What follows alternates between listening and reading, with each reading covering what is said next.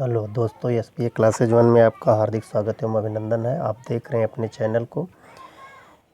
Video को अंत तक देखने की कोशिश कीजिए। तमाम आपके कॉम्पिटिटिव प्रश्न दिए गए हैं, जिनके विकल्प भी कुछ दिए गए हैं और इनको कैसे हल करना है देखिए हम बता रहे हैं। तो देखिए यहाँ क्वेश्चन दिया हुआ पहला, चीनी के मूल्य 50 रुपये थे। चीनी का मूल्य कितना था? 50 रुपये था। चीनी के दाम में 20% वृद्धि कर दी गई। फिर बिक्री न होने के कारण पुनः चीनी के दाम में 20% कमी कर दी गई। तो चीनी के मूल्य में कमी या वृद्धि का प्रतिशत क्या है?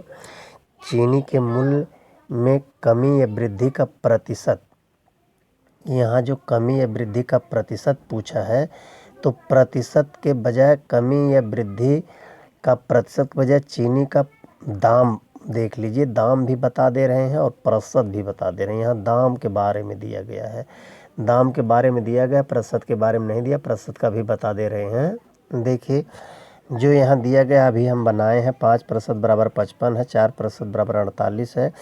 तो ये दाम दिया गया है। चीनी का दाम कितना था? 50 रुपये था।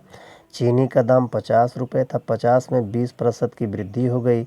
तो 50 में 20% की वृद्धि हो गई, 20/100 गुणे 50 अगर कर देंगे तो क्लियर हो जाएगा। 5 हो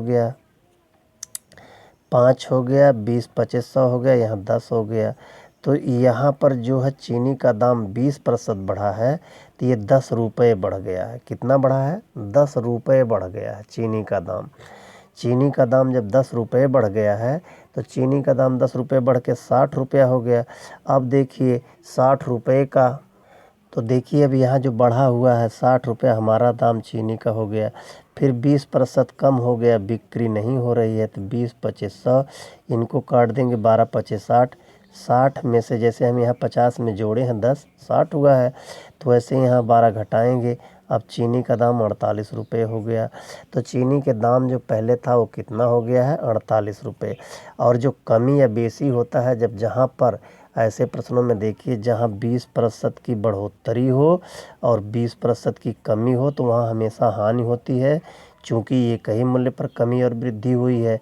तो 20 का स्क्वायर बटे 100 यह ट्रिक है। 20 का स्क्वायर यानी 20 का स्क्वायर 400 होगा, 400 बटे 100 होगा, काट देंगे। ये 4% की हानि, ऐसे प्रश्नों में हमेशा क्या होती है? हानि होती है। जहाँ कमी और वृद्धि बराबर हो वहाँ ऐसे प्रश्नों में हानि होती है। तो 4% की हानि हुई और दाम कितना हो गया? 48 रुपये हो गया। अब दाम उसका 48 रुपये होगा, घाटा हो गया -4%। यही हमारा विकल्प सही होगा, अन्य विकल्प नहीं सही है, गलत है। देखिए अगला प्रश्न। देखिए यहाँ प्रश्न संख्या 2 लिखा हुआ, टोकरी में 400 फल हैं, 10% सड़े निकले, तो सुरक्षित फलों की संख्या क्या है? अब देखिए 400 हमारे पास थे, 10% सड़ गए। 100 में 10 सड़े हैं, तो 400 में कितना सड़ेंगे? 40 सड़ेंगे। कितना सड़ेंगे? 40 सड़ेंगे। तो सुरक्षित फल कितने हैं? 400 में से 40 घटा दीजिए। सुरक्षित फल 360 है। 360 फल वाला ही हमारा उत्तर सही होगा। देखिए 100 में 10 सड़े हैं, तो 400 में 40 सड़े हैं।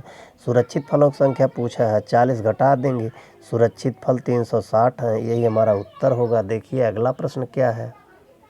देखिए यहाँ अगला प्रश्न दिया हुआ है, किसी विद्यालय में 500 छात्र हैं, तारीख 5 को 125 छात्र नहीं आए, तो उपस्थित छात्रों की संख्या पूछा है। तो संख्या भी निकाल लीजिए। 500 में से 125 अगर नहीं आए हैं, तो बचा कितना? 375 छात्र आए हैं। तो उपस्थित इतने हैं, तो उपस्थित छात्र का प्रतिशत पूछा है। प्रतिशत देखिए बाद में लाल स्याही से चिन्ह लगाया गया है। तो उपस्थित छात्रों का प्रतिशत 375, 375 बटे 500, 500 होगा, गुणे 100 होगा। इनको इससे काट दिए 0 0 से, 5 से इनको काटिए, 5 सते 35, 5 सते 35 होता है, और बच गया 2, 5 25, यानी 75% छात्रों की उपस्थिति रही।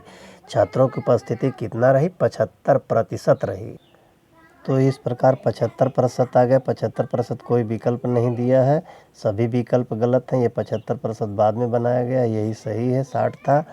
तो इस प्रकार अगला प्रश्न देखिए क्या है।